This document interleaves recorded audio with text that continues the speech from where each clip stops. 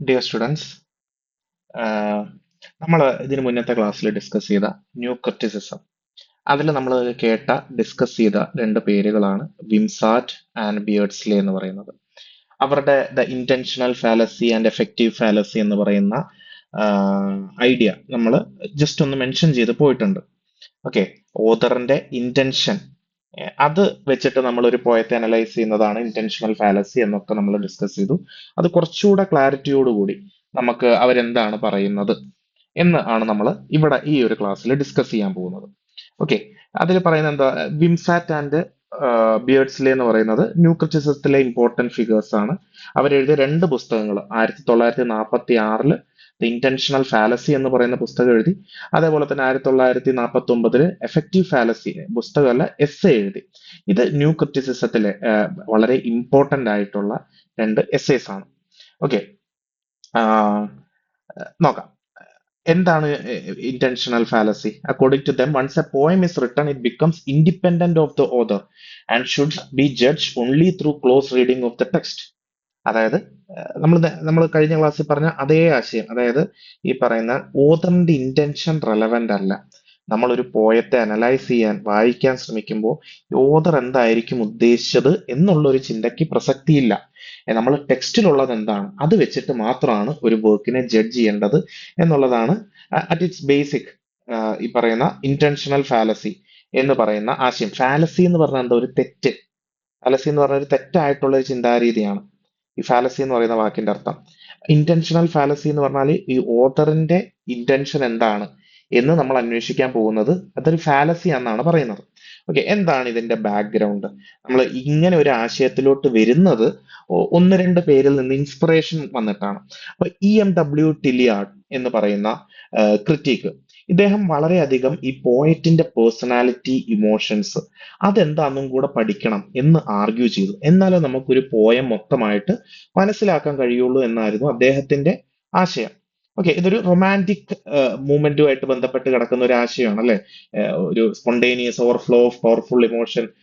ഈ ഓദർ എന്ത് കാണുന്നു, ഓദറിനെ എന്താണ് ഇതിന് പ്രേരിപ്പിച്ചത് എന്നുള്ളൊരു ചിന്തയാണ്.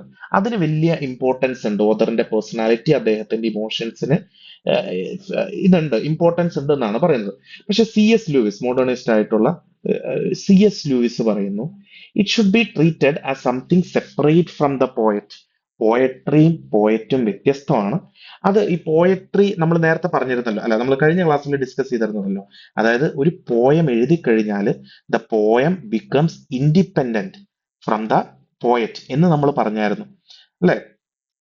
അപ്പോ ആ ലെവലിൽ വേണം നമ്മൾ ഒരു വർക്കിനെ അനലൈസ് ചെയ്യാൻ എന്ന് CS ലൂയിസ് പറയുന്നു. ഈ വിംസാറ്റ് ആൻഡ് ബിയേർഡ്സ്ലി ഇവര് ഈ പറയുന്ന CS ലൂയിസിനെ സപ്പോർട്ട് ചെയ്തുകൊണ്ടാണ് ഈ പറയുന്ന അതിനുശേഷം ഈ പറയുന്ന ഇന്റൻഷണൽ ഫാലസി എന്ന് പറയുന്ന ആശയം ഡെവലപ്പ് ചെയ്യുന്നത്. Okay, they believe that criticism should not depend on biography, psychology or private intention. അതായത് ഓതറിന്റെ ബയോഗ്രഫി, അയാളുടെ സൈക്കോളജി, അയാൾ എന്തുദ്ദേശിച്ചാണ്, അയാളുടെ ഇന്റൻഷൻ എന്താണ് എന്ന് നമ്മൾ ചിന്തിക്കരുത്. It should analyse poem as public and autonomous object of language. ഓതറിന്റെ പേര് പോലും നോക്കണ്ട, അതൊരു കലാ ഒരു കലയായിട്ട് കണ്ടിട്ട് അതിന്റെ അകത്തെന്തുണ്ട് അത് ടെക്സ്റ്റിനെ പഠിക്കുക എന്നാണ് പറയുന്നത്. Meaning of intentional fallacy.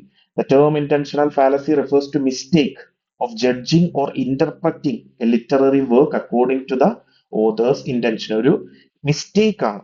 എന്താണ് ഞാൻ പറഞ്ഞല്ലോ, ഫാലസി എന്ന് പറഞ്ഞ മിസ്റ്റേക്ക് ആണെന്ന് ഓൾറെഡി പറഞ്ഞല്ലോ.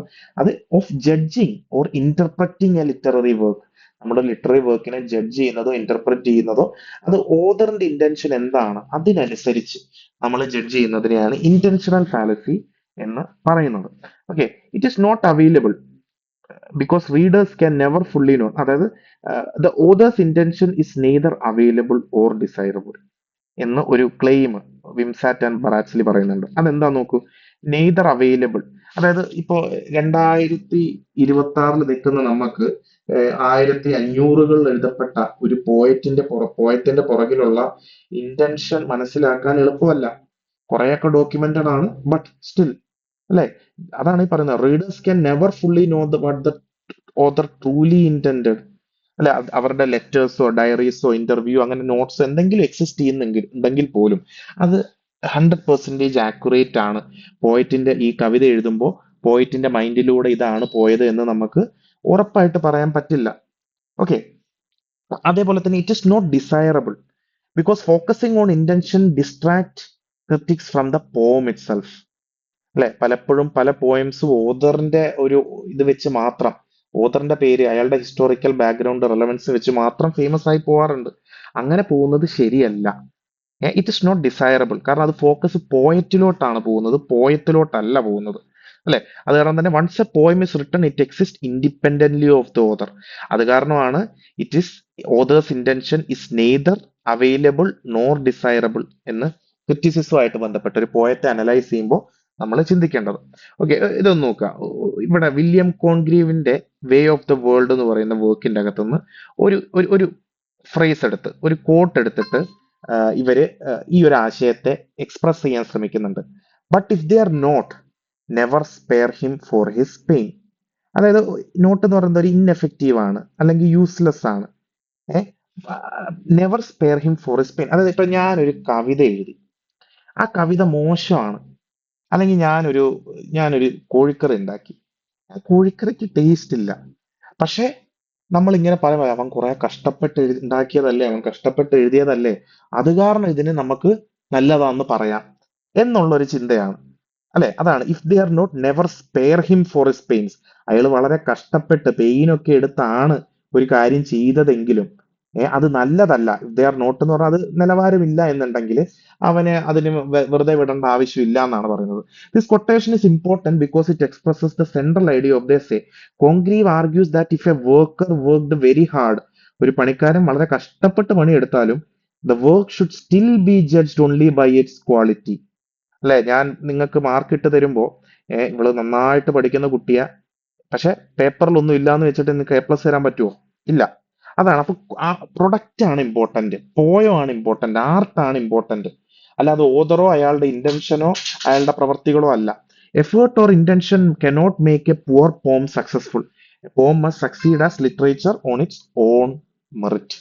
ഓക്കെ, അപ്പൊ നമ്മൾ ഈ പറഞ്ഞ കാര്യം തന്നെയാണ് പറയുന്നത്. ഓക്കെ, നോക്കാം ഇനി പോയട്രീനെ പറ്റി 5 പ്രൊപ്പോസിഷൻസ് ഈ വിംസാറ്റ് ആൻഡ് ബിയേർഡ്സിലെ അവരുടെ വർക്കിന്റെ അകത്ത് പറയുന്നുണ്ട്. Okay, poem does not come by accident. ഒരു പോയോ നമ്മൾ വേർഡ്സ് വേർത്തും പറഞ്ഞ എന്താ, spontaneous overflow of powerful emotion എന്ന് പറഞ്ഞിട്ട് പെട്ടെന്നൊരു ഇമോഷൻ വരുമ്പോ പൊട്ടിത്തെറിച്ച് പോയം വരികയെന്നല്ല പറയുന്നത്. അതിനുശേഷം ഒരു വാക്കും കൂടെ ഉണ്ട്, എന്താ, റിക്കളക്റ്റഡ് ഇൻ ട്രാങ്ക്വിലിറ്റി. ഒരു സ്പോണ്ടേനിയസ് ഓവർഫ്ലോ ഓഫ് ഇമോഷൻസ് നമ്മുടെ മനസ്സിലോട്ട് വരുന്നു, അത് നമ്മൾ ശാന്തമായിട്ട് ട്രാങ്ക്വിൽ ആയിട്ടുള്ള അന്തരീക്ഷത്തിൽ അത് പോയി എഴുതി വെക്കുന്നു. അങ്ങനെയാണ് വേർഡ്സ്വർത്ത് പറയുന്നത്. ഓക്കെ, ഒരു പോയോ ആക്സിഡന്റ് ആയിട്ട് പെട്ടെന്ന് വരുന്നതല്ല, അത് ഡെലിബറേറ്റ് ആയിട്ട് പ്ലാനിങ്ങോട് കൂടി ക്രാഫ്റ്റ് ചെയ്തെടുക്കുന്നതാണ്. ഓക്കെ, പക്ഷേ അപ്പൊ നമ്മൾ ചോദ്യം ചോദിക്കുക, അപ്പൊ ഇന്റൻഷൻ ഇമ്പോർട്ടന്റ് അല്ലേ, ഓതറിന്റെ ഇന്റൻഷൻ ഇമ്പോർട്ടന്റ് അല്ലേ എന്ന് ചോദിക്കാം. കാരണം എന്താ, അയാൾ ഡെലിബറേറ്റ്ലി ക്രിയേറ്റ് ചെയ്യുന്ന ഒരു സാധനമാണ്. പക്ഷെ വിംസാറ്റ് ആൻഡ് ബിയേർഡ്സിലെ പറയുന്നത് എന്താ, they argue that this does not meet the points intention should become the standard for judging the point. അല്ല, ഒരു പോയറ്റ് എത്ര മാസങ്ങളെടുത്തും വർഷങ്ങളെടുത്തും പിന്നെയും പിന്നെയും റിവൈസ് ചെയ്തും എഴുതിയ ഒരു പോയോ ആണെങ്കിലും ആ എഫേർട്ടിനല്ല നമ്മൾ ഇത് കൊടുക്കേണ്ടത്, അയാളുടെ ഇന്റൻഷൻ അല്ല നമ്മൾ ജഡ്ജ് ചെയ്യേണ്ടത്, പക്ഷെ ആ പോയത്തെയാണ് ജഡ്ജ് ചെയ്യേണ്ടത് എന്നാണ് പറയുന്നത്. ഓക്കെ, നോക്കൂ, a painter may intent to create a masterpiece, but the success of the painting depend on the art work itself, not on the painter's intention. അല്ലെ, ഒരു പെയിന്റിങ്ങും എന്താ പറയാ മാജിക്കൽ ആയിട്ട് ആക്സിഡന്റൽ ആയിട്ട് വരുന്നതല്ല, അത് കഷ്ടപ്പെട്ട് ഉണ്ടാക്കുന്നത് തന്നെയാണ്. പക്ഷെ അതിന്റെ സക്സസ് എന്താ, ആ പറയുന്ന പെയിന്ററിന്റെ ഇന്റൻഷനിലല്ല കിടക്കുന്നത്, എത്രത്തോളം സക്സസ്ഫുൾ ആയിട്ട് അയാൾക്ക് ആ പെയിന്റിങ് നടത്താൻ കഴിഞ്ഞു, ആ ഫൈനൽ പ്രൊഡക്റ്റ് ആണ് അവിടെ important. The problem of discovering intention അടുത്ത ചോദ്യമാണ്. ഓക്കെ, എങ്ങനെയാണ് ഒരു പോയറ്റിന്റെ ഇന്റൻഷൻ നമ്മൾ മനസ്സിലാക്കുക? നമ്മളൊക്കെ ഹ്യൂമൻ ബീങ്സ് എന്ന് പറഞ്ഞാൽ വളരെ കോംപ്ലിക്കേറ്റഡ് ആയിട്ടുള്ള ജീവികളാണ്. നമ്മൾ പുറത്തുനിന്ന് കാണിക്കും, പുറത്തുനിന്ന് എഴുതും, നമ്മുടെ മനസ്സിന്റെ ഉള്ളിൽ ചിലപ്പോൾ വേറൊന്നായിരിക്കും. അല്ലെ, അപ്പൊ ഒരു പോയറ്റിന്റെ ഇന്റൻഷൻ 100% ഒരിക്കലും മനസ്സിലാക്കാൻ പറ്റില്ല.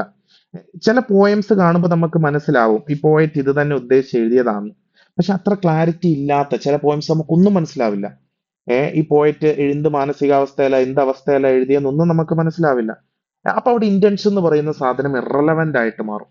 ഓക്കെ, അപ്പൊ ഇവിടെ പറയുന്നതാണ് problem of discovering intention. It is very difficult to identify or recognise the intention. ഇനി പുഡിംഗ് ആൻഡ് മെഷീൻ അനാലജി. ഈ വിംസാറ്റ് ആൻഡ് ബിയേർഡ്സ്ലി എന്ന് പറയുന്ന ആള് ഒരു പുഡിങ്ങുമായിട്ട് അല്ലെങ്കിൽ ഒരു മെഷീനുമായിട്ട് ഒരു പോയത്തെ ജഡ്ജ് ചെയ്യുന്നത് കമ്പയർ ചെയ്യുന്നുണ്ട്, അല്ലെ? When people evaluate a pudding they ask whether it taste good. When they evaluate a machine they ask whether it works properly. Okay, they do not ask what the cook or engineer intended. അല്ല, നിങ്ങൾ ഹോട്ടലിൽ പോയിട്ട് ഒരു സാധനം കഴിക്കുമ്പോൾ അത് നല്ലതാണോ മോശമാണോ അതിന്റെ ടേസ്റ്റ് മാത്രമേ നിങ്ങൾ നോക്കുള്ളൂ. ഒരു കേക്ക് വാങ്ങിക്കഴിഞ്ഞാൽ അതിന്റെ ടേസ്റ്റ് മാത്രമേ നിങ്ങൾ നോക്കുള്ളൂ. ഓദർ ഇന്ന ടേസ്റ്റിലാണോ ഉണ്ടാക്കാൻ ഉദ്ദേശിച്ചത് നമ്മൾ നോക്കില്ല, അല്ലെ? നമ്മൾ വീട്ടിൽ പാചകം ചെയ്ത് പരിചയമുള്ളവർക്ക് അറിയും. നമ്മൾ എന്തെങ്കിലും യൂട്യൂബിൽ റെസിപ്പിയൊക്കെ നോക്കി കുക്ക് ചെയ്ത് കഴിഞ്ഞിട്ട് നമ്മൾ ആ വീഡിയോ കണ്ട പോലെ ഒന്നും ആയിരിക്കില്ല, പക്ഷെ ടേസ്റ്റ് ഉണ്ടാവും, അല്ലെ? അല്ലെങ്കിൽ ചിലപ്പോൾ ടേസ്റ്റ് ഉണ്ടാകില്ല. അപ്പൊ ഈ പറയുന്ന പ്രോസസ്സോ ഓദർ എന്ത് ഉദ്ദേശിച്ചു എന്നുള്ളതല്ല ഇമ്പോർട്ടന്റ്. ഇത് നല്ല എക്സാമ്പിൾ ആണ്. ഒരു പുഡിങ് കഴിച്ചു കഴിയുമ്പോൾ അത് രുചിയുണ്ടോ ഇല്ലയോ എന്ന് മാത്രമേ നമ്മൾ നോക്കുള്ളൂ. ഓദർ എന്ത് രുചി പ്രതീക്ഷിച്ചാണ് ഇന്റന്റ് ചെയ്താണ് അത് ഉണ്ടാക്കിയത് നമ്മൾ പരിഗണിക്കാറില്ല. അതേപോലെ തന്നെയാണ് ഒരു പോയം. അത് ഒരു ഒരു ഒരു പോയം ജഡ്ജ് ചെയ്യേണ്ടത് ആ പോയത്തെ മാത്രം നോക്കി whether it function successful as poetry എന്നുള്ളത് മാത്രമാണ് നോക്കേണ്ടത്. അതിലെ language, structure, imagery, rhythm, unity, content, അതിൽ പറഞ്ഞിരിക്കുന്ന തീംസ്, അത് മാത്രമാണ് നോക്കേണ്ടത്. അല്ലാതെ പോയറ്റിന്റെ ഇന്റൻഷൻ അവിടെ പ്രസക്തമല്ല. A poem should not mean but be. എന്താണ് poem should not mean but be? ഒരു പോയം എന്ന് പറഞ്ഞാല് അത് ഒരു മെസ്സേജ് തരാനുള്ള സാധനം മാത്രമല്ല, അല്ലെ? പോയട്രി എന്ന് പറഞ്ഞാൽ അത് മെസ്സേജ് തരണമെങ്കിൽ കത്ത് എഴുതിയാൽ പോരെ, അല്ലെങ്കിൽ ഒരു എസ് എഴുതിയാൽ പോരെ. പോയത്തിൽ അതിലുപരിയായിട്ടുള്ള ഒരു എക്സിസ്റ്റൻസ് എന്നാണ് be. To be or not to be, to exist or not exist എന്നുള്ള നമ്മുടെ പഴയ ഈ പറയുന്ന ഷേക്സ്പീരിയൻ ഡിലമ നിങ്ങൾ കേട്ടിട്ടുണ്ടാവുമല്ലോ. അതേപോലെ തന്നെയാണ് ഒരു പോയം ഷുഡ് എക്സിസ്റ്റ്. അതിന്റെ മീനിങ്ങിൽ മാത്രം ആവരുത്. അതിലെ സൗണ്ട് ഇമ്പോർട്ടന്റ് ആണ്, ഇമേജറി ഇമ്പോർട്ടന്റ് ആണ്, സ്ട്രക്ചർ ഇമ്പോർട്ടന്റ് ആണ്, റിതം ഇമ്പോർട്ടന്റ് ആണ്, ലാംഗ്വേജ് ഇമ്പോർട്ടന്റ് ആണ്. ഓക്കെ, അത് കാരണമാണ് നമ്മൾ കഴിഞ്ഞ ന്യൂ കത്തിസിസത്തിൽ ഇവർ പാരഫ്രൈസിങ്ങിനെതിരെ പറഞ്ഞു. പോയട്രി ഒരിക്കലും പാരഫ്രൈസ് ചെയ്ത് പഠിക്കരുത്, ജഡ്ജ് ചെയ്യരുതെന്ന് പറയാൻ കാരണം അതാണ്. The meaning of lyric poem cannot be reduced to simple prose summary. The poem's beauty lie in how it expresses meaning through artistic form. അല്ലെ? നമ്മളൊരു സിനിമ കാണുന്നതിന് പകരം അതിന്റെ സമ്മറി ഇരുന്ന് വായിക്കുന്നത്, റിവ്യൂ ഇരുന്ന് കണ്ടാൽ ആ സിനിമ കാണുന്ന എഫക്റ്റ് കിട്ടുമോ? അതേപോലെ തന്നെയാണ് ആ ഒരു പോയം. ആ poem exist as a whole. It is a combination of sound, imagery, structure, rhythm, language, content, theme, അല്ലെ? അതിനെ നമ്മൾ എന്താ പറയാ, ചെറുതാക്കാൻ പാടില്ല, കൊച്ചാക്കാൻ പാടില്ല. പിന്നെ the dramatic speaker in poetry. അതെന്താ? ഒരിക്കലും ഒരു ഡ്രമാറ്റിക് സ്പീക്കർ എന്ന് പറഞ്ഞാല് ഒരു പോയം വായിക്കുമ്പോൾ ആ പോയത്തിന്റെ സ്പീക്കർ ഒരിക്കലും പോയറ്റ് ആണ് നമ്മൾ കരുതരുത്. Okay, the speaker in a poem is not necessarily the poet himself. Okay, അത് it is mostly not autographical. ചില ചില ചില പോയിന്റ്സ് ഉണ്ട് ഇറ്റ് ഇസ് ഓട്ടോബയോഗ്രഫിക്കൽ എന്ന് പറയാം. പ്രത്യേകിച്ച് ഈ മോഡേൺ പീരീഡിൽ അല്ലെ പോസ്റ്റ് മോഡേൺ പോയിംസ് ഒക്കെ ചില അങ്ങനത്തെ ജോണർ ഉണ്ട്. നമ്മുടെ നാട്ടിൽ വന്ന ദളിത് പോയട്രി, ഇതൊക്കെ ചിലപ്പോൾ പലപ്പോഴും വളരെ ഓട്ടോബയോഗ്രഫിക്കൽ ആയിരിക്കാം. പക്ഷെ ഈ ന്യൂ ക്രിറ്റിസിസത്തിന്റെ കാലത്ത് ഉണ്ടായിരുന്ന പോയിംസ് എല്ലാം അതിനെ ഒരിക്കലും ഓട്ടോബയോഗ്രഫിക്കൽ ആയിട്ട് കാണരുത്. ഒരു ഡ്രമാറ്റിക്കൽ ആയിട്ട്, ഒരു ഫിക്ഷസ് ആയിട്ട് കാണണം. ആ പോയത്തിലുള്ള കഥാപാത്രങ്ങളുടെ സംസാരമായിരിക്കണം എന്നാണ് പറയുന്നത്. പിന്നെ poet writes I am lonely. ഞാൻ ഐ ആം ലോൺലി എന്ന് എഴുതുമ്പോൾ അത് ഞാൻ ലോൺലി ആണ്, അല്ലെ പോയറ്റ് ലോൺലി ആണെന്നല്ല അസ്യൂം ചെയ്യേണ്ടത്. പക്ഷെ ആ പോയത്തിന്റെ അകത്തുള്ള ക്യാരക്ടർ അപ്പോൾ ലോൺലി ആണ് എന്ന് വേണം നിങ്ങൾ കരുതാൻ. അതാണ് ഈ dramatic speaker. It should be a fictional dramatic speaker, it shouldn't be autobiographical എന്ന് പറയുന്നത്. അതായത് we should separate the poem from the author's private life and emotion. നമുക്കത് വേർപെടുത്തി കാണാൻ കഴിയുമ്പോഴേ നമ്മളൊരു നല്ല ക്രിറ്റീക്ക് ആവുള്ളൂ. പിന്നെ റിവിഷൻ ആൻഡ് ഇന്റൻഷൻ. അല്ല, അപ്പൊ നമുക്ക് ഇങ്ങനെ തോന്നാം, നമ്മൾ ഇന്റൻഷൻ പോയറ്റിന്റെ ഉദ്ദേശത്തിൽ നമ്മൾ വലിയ ഇമ്പോർട്ടൻസ് കൊടുക്കരുതെന്ന് പറയുമ്പോൾ ഓരോ പോയം എഴുതുന്ന ചിലപ്പോൾ ഒരു 2-3 വർഷം എടുത്ത് പല വട്ടം റിവൈസ് ചെയ്ത് മാറ്റി മാറ്റി പുതിയ അർത്ഥങ്ങളൊക്കെ കൊണ്ടായിരിക്കും പുതിയ പല പോയൻസും ഉണ്ടാക്കുന്നത്, അല്ലെ? അപ്പൊ അവിടെ അങ്ങനത്തെ സാഹചര്യങ്ങളിൽ ഇന്റൻഷന് പ്രാധാന്യം കൊടുക്കണ്ടേ എന്നാണ് ചോദിക്കുന്നത്. പക്ഷെ ഇവിടെ പറയുന്നു അതും കൊടുക്കണ്ട. ആ ഇന്റൻഷൻ ആ പോയത്തെ ഇംപ്രൂവ് ചെയ്യുക എന്നുള്ളത് മാത്രമാണ്. ആ റിവിഷൻ കൊണ്ടുള്ള ഉദ്ദേശം എന്താ? ആ പോയത്തെ ഇംപ്രൂവ് ചെയ്യുക, അതിന്റെ ഭാഷ മെച്ചപ്പെടുത്തുക, അർത്ഥം മെച്ചപ്പെടുത്തുക, ബെറ്റർ ഇമേജറി സിമ്പിൾസ് യൂസ് ചെയ്യാന്നുള്ളൂ. അല്ലാതെ പോയറ്റിന്റെ ഇമോഷൻസോ അദ്ദേഹത്തിന്റെ ഫീലിങ്സോ അതിന്റെ അകത്തോട്ട് കൊണ്ടുവരാനുള്ള ശ്രമം ആവണമെന്നില്ല. Therefore, revision cannot be used as a reliable evidence for determining meaning. Okay, the critic also, some people argue that when authors revise their works, they are trying to achieve their original intention more successfully. ഓരോ വട്ടവും ഒരു poet കവിത എഴുതി അതിൽ edits വരുത്തുമ്പോൾ അവർ കൂടുതൽ കൂടുതൽ അവരുടെ personal emotional feelings കൂടുതൽ അതിലോട്ട് കൊണ്ടുവരാൻ ശ്രമിക്കുക എന്നാണ് ചിലർ കരുതുന്നത്. പക്ഷെ അങ്ങനെയല്ല എന്നാണ് ഈ ബിയേർഡ്സ്ലി ആൻഡ് വിംസാറ്റ് പറയുന്നത്. ഓക്കെ, ഇനി 3 തരത്തിലുള്ള എവിഡൻസ്. എവിഡൻസ് എന്ന് പറഞ്ഞാൽ എന്താ? അതായത് ഒരു ഒരു ലിറ്റററി ക്രിറ്റിക് ഒരു പോയത്തെ അനലൈസ് ചെയ്യുമ്പോൾ വ്യത്യസ്ത എവിഡൻസ് യൂസ് ചെയ്തിട്ടാണ് ഒരു പോയം നല്ലതാണോ മോശമാണോ മികച്ചതാണോ എന്നൊക്കെ ജഡ്ജ് ചെയ്യുക, അല്ലെ? അപ്പൊ അതിൽ 3 തരത്തിലുള്ള എവിഡൻസ് ഉണ്ട്. ഫസ്റ്റ് എവിഡൻസിനെയാണ് ഇന്റേണൽ എവിഡൻസ് എന്ന് പറയുന്നത്. അതായത് ഞാൻ ഒരു കവിത എടുത്ത് ഒരു ടെക്സ്റ്റ് എടുത്തു, അതിന്റെ അകത്തുള്ള അതിന്റെ അകത്തുനിന്ന് എനിക്ക് കണ്ടുപിടിക്കാൻ കഴിയുന്ന imagery, symbol, structure, rhythm, tone, diction, അത്തരം ഫീച്ചേഴ്സ്, ഇതിനെയാണ് ഇന്റേണൽ എവിഡൻസ് എന്ന് വിളിക്കുന്നത്.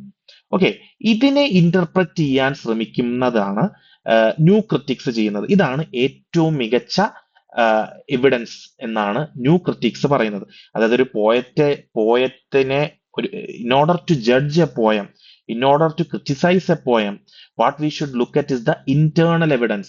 What is internal evidence? Internal evidence comes directly from the text, from the poem, from the novel, from the essay. Okay, ആ ടെക്സ്റ്റിന്റെ അകത്ത് എന്താണുള്ളത്, അവിടെ യൂസ് ചെയ്തിരിക്കുന്ന വേർഡ്സ് എന്താണ്, ഇമേജറി എന്താണ്, സിമ്പൽ എന്താണ്, ഡിക്ഷൻ എന്താണ്, ഇതാണ് internal evidence. Okay, external evidence എന്താണ്? എക്സ്റ്റേണൽ എവിഡൻസ് ആണ് പോയത്തിന്റെ ഒരു ഓതറിന്റെ letter, diary, interview, personal statement or psychological background. നമ്മൾ നേരത്തെ പറഞ്ഞ ന്യൂ ക്രിറ്റിക്സ് റിജക്ട് ചെയ്ത സാധനങ്ങളെയാണ് എക്സ്റ്റേണൽ എവിഡൻസ് എന്ന് വിളിക്കുന്നത്.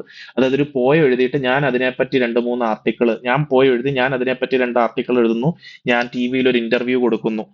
ഈ ഇതിൽ ഞാൻ പറയുന്ന കാര്യങ്ങൾ, ഞാൻ എഴുതിയ കാര്യങ്ങളൊന്നും എന്റെ ഒറിജിനൽ ടെക്സ്റ്റിനെ അനലൈസ് ചെയ്യാൻ ഉപയോഗിക്കേണ്ടതില്ല എന്നാണ് പറയുന്നത്.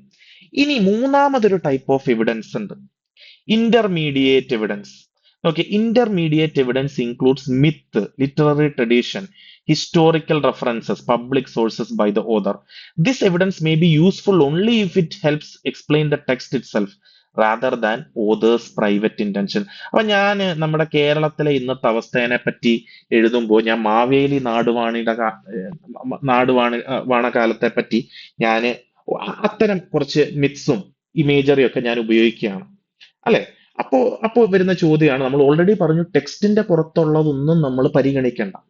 അപ്പോ ഈ വായിക്കുന്ന ഒരു ക്രിറ്റിക്, എന്റെ പോയം വായിക്കുന്ന ഒരു ക്രിറ്റിക് മാവേലിനെ ഒരു എവിഡൻസ് ആയിട്ട് എടുക്കണോ? മാവേലിനെ പറ്റി പഠിക്കണം? അപ്പൊ ഇവിടെ പറയുന്നത് അങ്ങനെ ചില കോണ്ടെക്സ്റ്റിൽ ഇത് പഠിക്കേണ്ടി വരും. ഓക്കെ, ഈ ഓതറിന്റെ ബയോഗ്രഫി ഇതൊന്നും അല്ല, പക്ഷെ ടെക്സ്റ്റിന്റെ അകത്തുള്ള ചില references, myths, historical references, public sources, ഇതൊക്കെ നമ്മൾ ചിലപ്പോൾ അതിന് കുറച്ചൊരു ഇമ്പോർട്ടൻസ് കൊടുക്കേണ്ടി വരും. അപ്പൊ വേസ്റ്റ് ലാൻഡ് എന്ന് പറയുന്ന വർക്കിന്റെ അകത്ത്, എലിയറ്റിന്റെ വേസ്റ്റ് ലാൻഡിന്റെ അകത്ത് ധാരാളം റെഫറൻസ് ടു മിത്തോളജിയാണ്. അത് ഗ്രീക്ക്, ഇംഗ്ലീഷ്, എല്ലാ നാട്ടിൽ നിന്നുള്ള മിത്തോളജിയുടെ റെഫറൻസ് ഉണ്ട്. അത് നമ്മൾ ഒരു ക്രിറ്റിക് എന്നുള്ള രീതിയിൽ നമ്മൾ അത് പഠിക്കണം. ഓക്കെ, പക്ഷെ ഈ ഇന്റർമീഡിയേറ്റ് എവിഡൻസും ടെക്സ്റ്റിന്റെ അകത്തുനിന്ന് തന്നെ വരുന്നതാണ് എന്ന് നമ്മൾ ഓർക്കുക. The poem as an autonomous object, നമ്മൾ ഓൾറെഡി ഡിസ്കസ് ചെയ്ത കാര്യമാണ്. സ്വയം അർത്ഥം കണ്ടെത്താൻ കഴിയുന്ന ഒരു ഒബ്ജക്റ്റ് ആണ് ഈ പറയുന്ന പോയട്രി എന്ന് പറയുന്നത്. ഓക്കെ, അത് വേറെ ആൾക്കും കൺട്രോൾ ചെയ്യാൻ പറ്റില്ല. ഒരു പോയം എഴുതി പബ്ലിഷ് ചെയ്യുന്നതോടുകൂടി ആ പോയറ്റിന്റെ കയ്യിൽ നിന്ന് ആ പോയം പോയാണ്, ഇറ്റ് ബിക്കംസ് ഇൻഡിപെൻഡന്റ്. അയാൾക്ക് അതിന്റെ മേലെയുള്ള അവകാശവാദം നഷ്ടപ്പെടുകയാണ്. അയാൾ അത് പിന്നെ കൺട്രോൾ ചെയ്യാൻ ശ്രമിച്ചിട്ട് കാര്യമില്ല. It belongs to the public. Okay, the poem becomes an independent object open to public analysis. Okay, റൊമാൻറ്റിസിസവും ക്ലാസിക്കൽ ക്രിറ്റിസിസവും ആയിട്ട് ഈ വിംസാറ്റ് ആൻഡ് ബിയേർഡ്സ്ലിയുടെ എങ്ങനെ ബന്ധപ്പെട്ട് കിടക്കുന്നു? അല്ലെ, റൊമാൻറ്റിസിസം ഫോക്കസ് ചെയ്യുന്ന എന്തെങ്കിലും ഇമോഷൻസ്, ഇമാജിനേഷൻ, പേഴ്സണാലിറ്റി ഇതിൽ വളരെയധികം സ്ട്രെസ് ചെയ്യുന്നുണ്ട്. അത് കാരണം അവിടെ പോയറ്റിനെ മനസ്സിലാക്കുന്നത് റൊമാൻറ്റിക് ക്രിറ്റിസിസത്തിൽ ഇമ്പോർട്ടന്റ് ആണ് അല്ലെ. നമ്മൾ കീറ്റ്സിനെ അല്ലെങ്കിൽ ബൈറനെ പഠിക്കുമ്പോൾ അവരുടെ പേഴ്സണൽ ലൈഫ്, അതിലുണ്ടായ സ്ട്രഗിൾസ്, അവരുടെ സൈക്കോളജി എല്ലാം നമ്മൾ പഠിക്കും അല്ലെ. പക്ഷെ ക്ലാസിക്കൽ ക്രിറ്റിസിസത്തിൽ എങ്ങനെയാ? It emphasise form, imitation, artistic structure. ഫോമിലാണ്. നമ്മൾ നിയോ ക്ലാസിസം പഠിച്ചപ്പോൾ പറഞ്ഞല്ലോ, ഫോമിന്, സ്ട്രക്ചറിനാണ് ഇമ്പോർട്ടൻസ് എന്ന് പറഞ്ഞു. ഏ അല്ലെ. അപ്പോ new criticism sides closely with classical ideas. ഈ ക്ലാസിസിസമായിട്ട് ന്യൂ ക്രിറ്റിക്സിന് കൂടുതൽ ബന്ധം. കാരണം എന്താ? They focus on form, structure and textual analysis instead of emotional self expression. സ്വയം എക്സ്പ്രഷൻ, ഈ ഇമോഷണൽ സെൽഫ് എക്സ്പ്രഷനേക്കാളും കൂടുതൽ ന്യൂ ക്രിറ്റിക്സ് ഫോക്കസ് ചെയ്യുന്നത് ഈ പറയുന്ന ക്ലാസിക്കൽ ആയിട്ടുള്ള ഫീച്ചേഴ്സിലാണ്. Okay. Thus, the intentional fallacy rejects the romantic belief that literature is mainly an expression of the poet's inner feelings. അതായത് റൊമാൻറ്റിസിസത്തിന്റെ പോയിട്രി എന്ന് പറഞ്ഞാൽ പോയറ്റിന്റെ ഇന്നർ ഫീലിങ്സ് ആണെന്നുള്ള ഒരു ചിന്ത ഈ പറയുന്ന ഇന്റൻഷണൽ ഫാലസി എന്ന് പറയുന്ന തീം, എന്ന് പറയുന്ന ഐഡിയ നെഗേറ്റ് ചെയ്യാണ്, റിജക്ട് ചെയ്യാണ്. ഇനി ഈ തിയറിയുടെ സ്ട്രെങ്സ് എന്തൊക്കെയാ? It helped literary criticism become more objective. Objective ആണ്. രാഷ്ട്രീയം നോക്കാതെ, മതം നോക്കാതെ, ബയോഗ്രഫി നോക്കാതെ, സോഷ്യൽ കോണ്ടെക്സ്റ്റ് നോക്കാതെ, ടെക്സ്റ്റിനെ മാത്രം പഠിച്ച് ടെക്സ്റ്റൽ അനാലിസിസ് മാത്രം നടത്തിക്കൊണ്ട് ഉള്ള ഈ ഒരു തിയറി ഈ പറയുന്ന കൂടുതൽ സ്ട്രെങ്തൻ ചെയ്തു ലിറ്റററി ക്രിറ്റിസിസത്തെ. ഓക്കെ. അതേപോലെ തന്നെ വെറും ബയോഗ്രാഫിക്കൽ ക്രിറ്റിസിസം ആയി കുറയുന്നതിനെതിരെ, അല്ല, നമ്മളൊരു ഷേക്സ്പിയറിന്റെ ഒരു സോണറ്റ് എടുത്തു കഴിഞ്ഞാൽ അത് ഷേക്സ്പിയറിൻ്റെതായിട്ടുള്ള സോണറ്റ് എന്നുള്ള രീതിയിലാണ് നമ്മൾ പഠിക്കുക. അതിൽ ഷേക്സ്പിയറിന്റെ ഹിസ്റ്ററി വരും, ഷേക്സ്പിയറിന്റെ മറ്റ് വർക്ക്സുമായിട്ട് നമ്മൾ ബന്ധപ്പെടുത്താൻ ശ്രമിക്കും. അത്തരം ഒരു ബയോഗ്രഫിക്കൽ ക്രിറ്റിസിസത്തിൽ നിന്ന് ലിറ്ററേച്ചറിനെ എസ്കേപ്പ് ചെയ്യാൻ ഈ പറയുന്ന ഇന്റൻഷണൽ ഫാലസിയും ന്യൂ ക്രിറ്റിസിസവും സഹായിക്കും. ലിമിറ്റേഷൻസ് എന്തൊക്കെയാ? Ignoring the author is too extreme. അല്ല, ഒരു പരിധിക്കപ്പുറം നമുക്ക് ഓതറിനെയോ ഹിസ്റ്റോറിക്കൽ കോണ്ടെക്സ്റ്റിനെയോ നമുക്ക് ചില സാഹചര്യങ്ങളിൽ തള്ളാൻ കഴിയില്ല. ഒന്ന് ആലോചിച്ച് നോക്കിയാൽ ദളിത് പോയട്രി എടുത്ത് നോക്കുക. അതിൻ്റെ അകത്ത് ആ ഓതറിന്റെ ഐഡന്റിറ്റി വളരെ ഇമ്പോർട്ടന്റ് ആണ്. അയാളുടെ ലിവ്ഡ് എക്സ്പീരിയൻസസ് വളരെ ഇമ്പോർട്ടന്റ് ആണ് അല്ലെ. പോസ്റ്റ് കൊളോണിയൽ ക്രിറ്റിസിസം എഴുതുക, ഒരു ഒരു ഒരു ഏസ്റ്റ് വൈൽ അല്ലെങ്കിൽ ഒരു ഒരു മുൻപേ കൊളോണിയലൈസ് ആയിട്ടുള്ള ഒരു രാജ്യത്ത് നിന്ന് ഫ്രീഡം കിട്ടിയ ഉടനെ എഴുതുന്ന ഒരു പോയത്തിന് അതിന്റെ ഹിസ്റ്റോറിക്കൽ ആയിട്ടുള്ള അവിടെ ഇതുണ്ട്, ഇമ്പോർട്ടൻസ് ഉണ്ട്. ഓക്കെ. ഇതാണ് പ്രധാനമായിട്ട്. ഓക്കെ. ഇതാണ്ട് ഇത് വേറെ എക്സാമ്പിൾ, സിൽവിയ പ്ലാത്ത്. ചില സാഹചര്യങ്ങളിൽ ഓതറിന്റെ ബാക്ക്ഗ്രൗണ്ട് ഇമ്പോർട്ടന്റ് ആണ്. സിൽവിയ പ്ലാത്ത് എന്ന് പറഞ്ഞാൽ ഒരു അമേരിക്കൻ പോയറ്റ് ആണ്. അപ്പോ പുള്ളിക്കാരി വളരെ ഓട്ടോബയോഗ്രഫിക്കൽ ആയിട്ടുള്ള പോയംസ് ആണ് സിൽവിയ പ്ലാത്ത് എഴുതിയിരുന്നത്. ഓക്കെ. അവര് അവസാനം ആത്മഹത്യയായിരുന്നു. അവർക്ക് മെന്റൽ, ഈ പറയുന്ന എന്താ പറയുക, ഇമോഷണൽ ആയിട്ടുള്ള പല ഇഷ്യൂസും അവർക്ക് ഉണ്ടായിരുന്നു. ഡാഡി, ബെൽജാർ എന്നൊക്കെ പറയുന്ന ചില ഫേമസ് പോയംസ് ഉണ്ട് അവരുടെ. ഓക്കെ. വെറും 30-ാം വയസ്സിലാണ് അവർ മരിച്ചത്. അവര് അമേരിക്കനാണെന്നും പറയുന്നുണ്ട്. അവർ പിന്നെ മരിച്ചതൊക്കെ UK-ലാണ്. അപ്പോ ഇപ്പൊ ചില ഓതേഴ്സിന്റെ കാര്യം നമ്മൾ ഓൾറെഡി പല എക്സാമ്പിൾസ് പറഞ്ഞു.